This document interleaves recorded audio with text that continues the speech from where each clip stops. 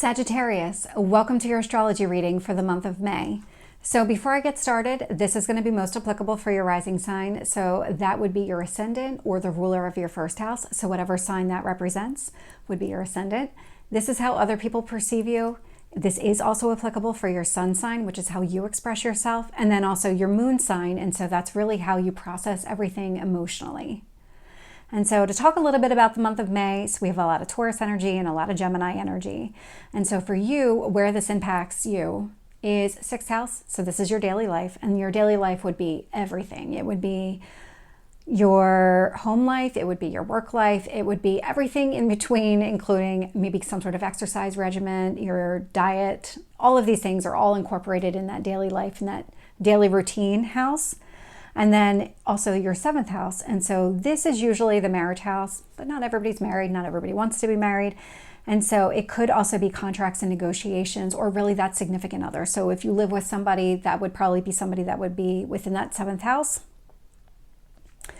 Right away at the beginning of the month, we'll have Pluto station retrograde. And so this is in the sign of Aquarius. Earlier this year, Pluto entered into Aquarius, and this is start of the retrograde where it will go back into Capricorn, and then later this year will re-enter Aquarius, and then it'll be here for roughly 20 years. And so this is a pretty big deal because I don't know if you've noticed, we've had a lot of upheaval in the last few months. So since January 20th, when Pluto entered Aquarius, Pluto is the planet of transformation. Aquarius is all about liberation. So what barriers, what systems need to be broken down? Which ones need to be rebuilt? How do you rebuild them in order to make them more flexible? Because that's what Aquarius is all about. Aquarius doesn't like this really regimented structure. And so you've probably noticed a lot of that happening in the world, or a lot of old paradigms just don't make sense anymore. They need to be torn down, rebuilt. Just things don't work anymore. And so when Pluto stations retrograde on the 2nd at 1:47 p.m., where this impacts you is in your third house. And so third house rules communication. Communication also is internal processing, because a retrograde, instead of seeing all of the transformation outside of you, now everything's directed inward. And so what kind of barriers have you created within your own life that stop you from living and maybe wanting something specific within your life? We'll have Pluto, when it stations retrograde, trine Jupiter in Taurus. And so Jupiter in Taurus is in your daily life. And so there's something in your daily life that you want to grow, you want to expand. And now what you're seeing is, oh, this is what I need to change. This is what I need to modify within my life in order to grow this opportunity, to go after this opportunity. So that's really positive there.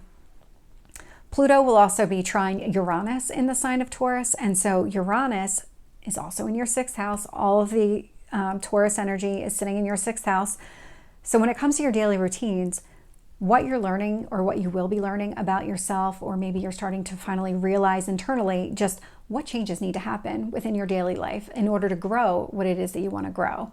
Because Uranus is also about change. It's transformation. It's usually a sudden change here.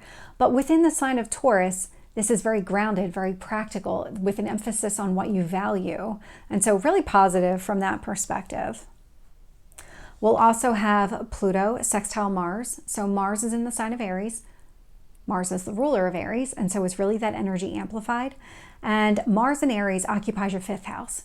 Your fifth house is short-term relationships, probably not as highlighted here because there is going to be a lot of emphasis on your significant relationships here. But it's also children, it's play, it's hobbies, it's passions, it's all those things that you enjoy doing in your free time.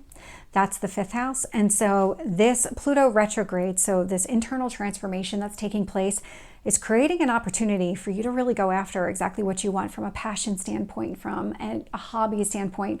What do you enjoy doing? Maybe that's what you want to expand and grow in your daily life. Incorporate more of that into your life. So that's highlighted here. We'll also have Pluto retrograde sextile Neptune and Pisces. So Neptune is the ruler of Pisces. So it's really about your dreams, really thinking about what it is that you want, but in your home environment. Neptune in Pisces is sitting in your fourth house of home. And so when it comes to home, what is it that you want? Is it a specific type of home? What does your dream home look like? Is it a location? Maybe it's just your home life in general. Like you've always wanted to make time for your musical hobby or whatever it is. And so this is about creating that space for yourself, really finding that location or that right house that's for you. This is giving you that opportunity to really go down that path and really kind of dream big and act on it. We'll also have Pluto retrograde square Venus in Taurus. And so the square is an obstacle or conflict. Venus in Taurus. So Venus is the ruler of Taurus. And so there's something in your daily life that you do value. But for some reason, the transformation taking place and what this is, they're at odds with each other. There's some sort of conflict or obstacle here. And so there might be something that you really enjoy doing, but now something here needs to be modified related to that. But this is an energy you can work with. I mean, it's a square. It's not impossible. You just have to work through it. Then we have the new moon in Taurus. And so that's going to happen on the 7th at 11:22 p.m. Eastern time.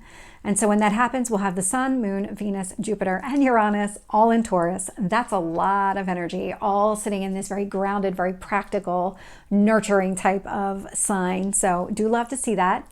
With the sun and moon, they're at the same degree point in the sky. That's what the new moon is. And so this is going to highlight really what you value in your life, because this is all sitting in your 6th house of daily routines. And so what is it that you really enjoy doing day to day? Or it doesn't have to be like something you do every single day. It could just be something you do on a regular basis. What do you enjoy here? It's really coming to light. The sun and moon will also be conjunct Venus and Taurus. And so again, in your daily lives, what is it that you enjoy? That Venus energy is really trying to amplify it, maybe ground you in how practical it is and how good it is to have here. The sun and moon will also be conjunct Jupiter, again, all sitting in the sign of Taurus, so all sitting in your daily routines. Jupiter is all about expansion and growth. And so it's about taking and really understanding everything that you value in your daily life right now. And then how do you amplify that? How do you want to grow and expand that? Make more time for those positive things in your life. We'll also have the sun and moon conjunct Uranus and Taurus. And so Uranus is sudden change. So there's something in your daily life that does need to change, and it's because it doesn't really fit. So if you're trying to make room for something, that means something else has to go. And so there's something here where Uranus is going to help you get rid of that. It's going to get rid of something that doesn't really work for you and replace it with something that you do want to grow and expand. And the sun and moon will also create a sextile to Neptune and Pisces. And so creating some sort of opportunity here at home. And so again, think about that dream home. What is it that you're looking for? Is it a house specifically, location, life in general? Because there's a lot of emphasis here on your daily routine. So it might just be that you love where you live. And now it's about just finding more time at home to be able to do things that you enjoy doing. Then we have Mercury enter Taurus. So that's going to happen on the 15th at 1:05 p.m. Eastern time. And so here we'll have Mercury, Venus, Sun, Jupiter, and Uranus all in Taurus again. And so the moon's moved on. It's not there anymore. But right away, we'll have Mercury trine the moon in Leo, because that's where the moon is at this point. It's well past the Taurus energy. And so the moon in Leo is about creative expression. With Mercury in Taurus, Mercury is the planet of communication. Taurus, very grounded, very practical, very nurturing type of energy. I think of it as like the Empress in Tarot. So this is a very loving type of energy here. And so when it comes to where these impact you, so Mercury and Taurus, your daily life. What is it that you're learning about your daily life? Maybe how you communicate on a regular basis. And it's really blending with whatever this creative expression is. This creative expression is sitting in your 9th house. And so what do you want to grow? What do you want to expand? This might indicate having conversations around what it is that you want to expand. 9th house could be some sort of creative endeavor, because we do have 5th house energy earlier in the month that might be highlighted here. This could be higher education. This could be long distance travel. Maybe there's something connected to that in your daily life. Maybe this is something that you want to explore and do more of on a regular basis. This could indicate, again, conversations. Could be just maybe things that you're processing internally about what you want to do here and how you want to grow. Mercury will also square Pluto in Aquarius. And so this here indicates to me with this square, because it's creating some sort of obstacle or challenge to the changes that are happening in the way that you understand things. So again, daily life, there's something here that you really enjoy. And it's creating some sort of conflict with the other changes that are taking place within you. So there could be something, maybe it's communication with your siblings, because that's third house energy. This could also be maybe short distance travel as opposed to long distance travel, because third house does rule short distance travel. But there's something here about conversations that are practical and grounded, or the way that you understand things that are practical and grounded in your daily life, that's creating some sort of obstacle or challenge to these changes that are taking place. So this is more really like that friction type of energy. You can work through it. It just requires you to actually put the work in. And it's probably a little bit more than friction energy since it is a square, but you can work through it regardless. And then on the 20th, we'll have a sun enter Gemini. And so that's going to happen at 9 o'clock in the morning Eastern time. And so the sun in Gemini, the sun is self-expression. Gemini is extremely intelligent, curious. So think of the kid that always asks the reason why. It's that kind of energy. Gemini wants to know all the details, wants to get all the way deep into the conversation, really understand how does everything work? What do I need to do? What do I need to understand about this? And we'll just constantly ask that why.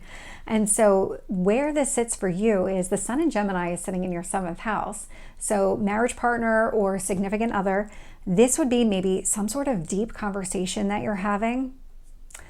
This sun in Gemini conjunct Venus, Jupiter, and Uranus in Taurus. And so the conversation could be around, okay, let's come together, let's expand or grow something in our daily life. Is there something here that needs to change within our daily life? And so this feels a lot like it's the deepening of a connection with this person, maybe making more time for each other, less time for something else. This would be that type of conversation. We'll also have the sun trine Pluto retrograde. And so trine, very easy energy to work with. This is like a natural flowing type of energy. So whatever conversations you would be having with your significant other, it is creating, it's not creating anything. It's actually really blending with all the changes that are taking place here. And so there's things that you're learning about yourself. And again, maybe the way that you communicate with other people, including your significant other. And so what this is doing is it's really kind of aiding you in this whole transformation process and really understanding where maybe you've put up blocks in the past or barriers that you may not have even realized. And now they're coming down. Now there's an opportunity for those to come down. This sun in Gemini will also be sextile Neptune and Pisces. And so again, when it comes to your home life, or your home specifically, the physical home, this conversation that you're having with your significant other is also creating opportunities for you to have the home life that you want or go after the home of your dreams here. And then on the 23rd, we'll have the full moon in Sagittarius. So this is sitting in your sign. So that's going to happen on the 23rd at 9:53 in the morning. And when this does, you have the sun and the moon. They're at opposite points in the sky. And so we'll have the sun in Gemini that likes to really get into those details. And then we have the moon in Sagittarius that loves to see things from that big picture perspective. And so really understanding what kind of friction is that playing here, because this is some sort of opposition. So this is a conflict between these two. And for you, the sun in Gemini is sitting in your 7th house. Obviously, the moon in Sagittarius is sitting in you, the house of you, yourself, that first house energy. And so maybe there's something with the conversations and the deepening of the connection that you're having with your significant other. It might be highlighting something here that it's something about the way you feel about yourself, or maybe like an old belief that you had about yourself. This could indicate that maybe you've had some insecurities or some sort of fear of commitment or like a fear of abandonment or something along those lines, where it's coming to light here because this full moon does shed light on things. And so this would be something that's coming to light. So it's definitely connected to this relationship. We'll also have the sun conjunct Jupiter, Venus, and Uranus in the sign of Taurus. And so what you're going to notice is there's a lot of energy happening around the time of the full moon. And so the sun has certain interplay with these planets. So they're having conversations, the moon's having conversations. Sometimes they're on the same page. Sometimes they aid each other. Sometimes they don't. And so this is going to be one of the ones that does not aid each other. And so the sun conjunct Jupiter, Venus, and Uranus in the sign of Taurus. Here, it's again coming down to that conversation you're having with your significant other, and what do you want to improve in your daily life? How do you deepen the connection with this person in your daily life? What do you need to remove? Well, the moon is now sitting in in opposition to these planets. So the moon will be opposite Jupiter, Venus, and Uranus in the sign of Taurus.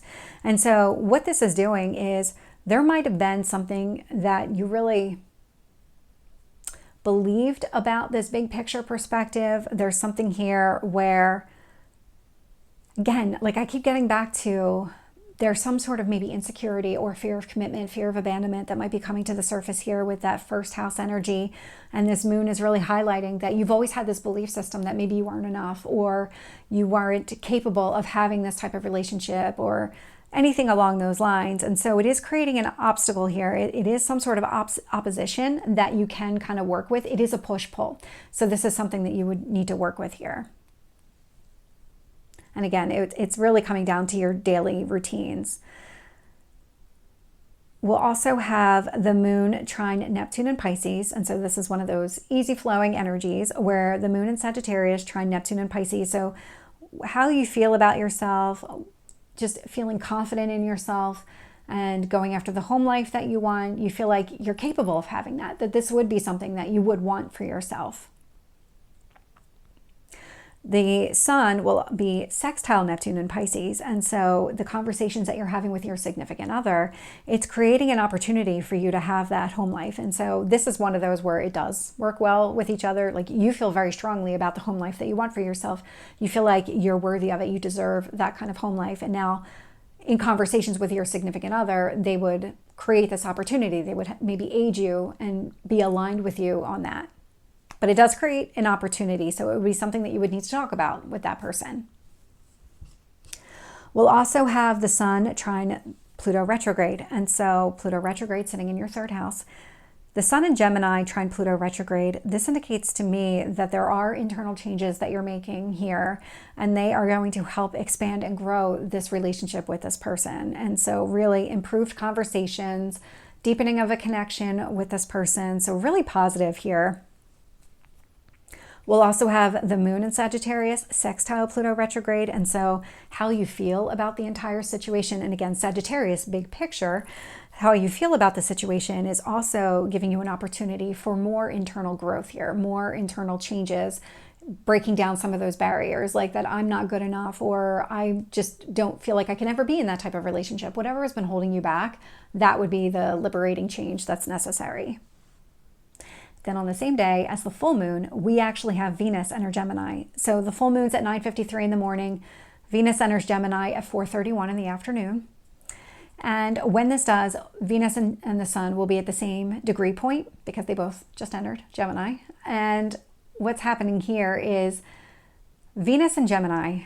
So we know the sun in Gemini, very inquisitive, likes to get into those details. But Venus, now you're adding in like a flirtatious type of element to it. This would be bringing things together. So Venus likes to bring things together. And so Venus sitting in your house, your seventh house, Venus and Gemini impacting your seventh house. What about this relationship? This would be bringing you together. Again, deepening the connection here because Venus conjunct the sun. A lot of conversations here around growing and really what you value about the relationship, what you can kind of do with that relationship here. It's a very friendly, very open, very honest type of conversation because again, Gemini likes to get into the details and you can't really lie about that stuff when people start really questioning you on that level. And so really, really positive here from that perspective. Venus and Gemini will be conjunct Jupiter and Uranus. Jupiter and Uranus are sitting in the sign of Taurus. And so when it comes to keeping this connection with this other person, your significant other, building this connection, deepening this connection, what kind of impact does that have on your daily routine? Like, what is it that you want to change in your daily life? What is it that you might need to change in your daily life in order to continue growing and developing this significant relationship? Venus and Gemini will also be trine Pluto retrograde in Aquarius. And so again, when it comes to those internal barriers that might be holding you back from deepening this connection, really making sure that you're solid with this person, this would be the time to understand what those changes are necessary. Like, what is it? How do I make that happen? How do I work through those changes? Venus and Gemini creating an opportunity here to have the house that you want. There is a sextile to Neptune and Pisces with this.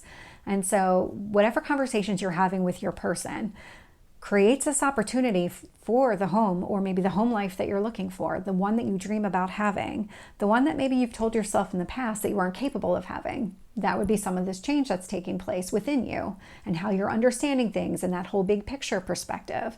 Because we also have Venus opposite the moon in Sagittarius. And so when it comes to this connection with this person, being opposite the moon in Sagittarius, there's something that you're doing here that is very different than what you used to tell yourself, or the way you felt about yourself or the situation in the past. More specifically around the way that you felt about yourself. So this would be some of those insecurities connected to like a sense of abandonment, maybe just always waiting for that other shoe to drop, or that you aren't worthy or good enough of this person. And so there's something about this. Again, it's an opposition, so it's that push-pull energy, and it's really challenging how you feel about the entire situation, how you feel about yourself specifically, since this sits in your first house. And then we have Jupiter enter Gemini. So there's two benefic planets in the zodiac, in the sky. So there's two benefics. It's Venus and it's Jupiter. Jupiter is the great benefic. Both are entering Gemini this month. And so that's pretty significant here. So we have Venus enter Gemini on the 23rd, and then Jupiter enters on the 25th. And so the Jupiter is actually the ruler of your sign. Sitting in Gemini, it's not the best placement for it since it's the ruler of your sign and Gemini is your opposite sign. But that nevertheless, Jupiter is a very positive, it's like the Midas touch. Whatever it touches turns to gold. And so we will have the Sun, Venus, and Jupiter all in Gemini, all sitting in your 7th house. So really sitting into that relationship house here. Really, really, really strong energy because they're all in a conjunction. And so with Jupiter in Gemini, conjunct the Sun and Venus in Gemini, this is really about growing this deepening connection. So whatever this relationship is, it is about, there's growth, there's expansion connected to it. It's really emphasizing what you value about the relationship with each other, really having those kind of deep, meaningful conversations, really taking it to that deeper level, that making it a deeper connection here. We'll also have Jupiter conjunct Uranus sitting in the sign of Taurus. And so that's sitting in your daily routines. And so when it comes to your daily life, what needs to change here? And so really understanding that in order to grow this relationship with this person, something in your daily life does need to change. And it's going to happen in harmony here. This is a conjunction. So this is going to be an easy blend of energy of like, you know what, I don't need to spend that much time doing this, or I don't need to do that at all because I want to spend my time with my person.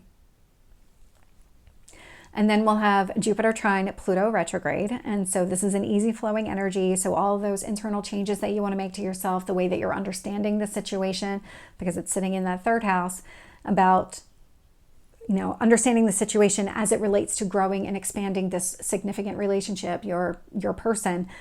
What is it that needs to happen here? How do you let down those barriers? It's going to be an easy flowing energy. So it's really going to be effortless on your part. You're not going to have to work for it at all. This one you will. So Jupiter will be sextile Neptune and Pisces. And so when it comes to the home that you want, that home life that you're looking for, the relationship that you have and all the growth and the expansion connected to that is creating an opportunity for you to have the home that you're looking for, or to have that home life that you're looking for. So Sagittarius, this is a really, really positive reading for you for the month of May. I would say you're definitely one of the better signs. And I'm not going to lie, as a Sagittarius sun myself, I'm really looking forward to this. So anyway, if this resonates, please like, share, and subscribe, and I will see you next time. Take care.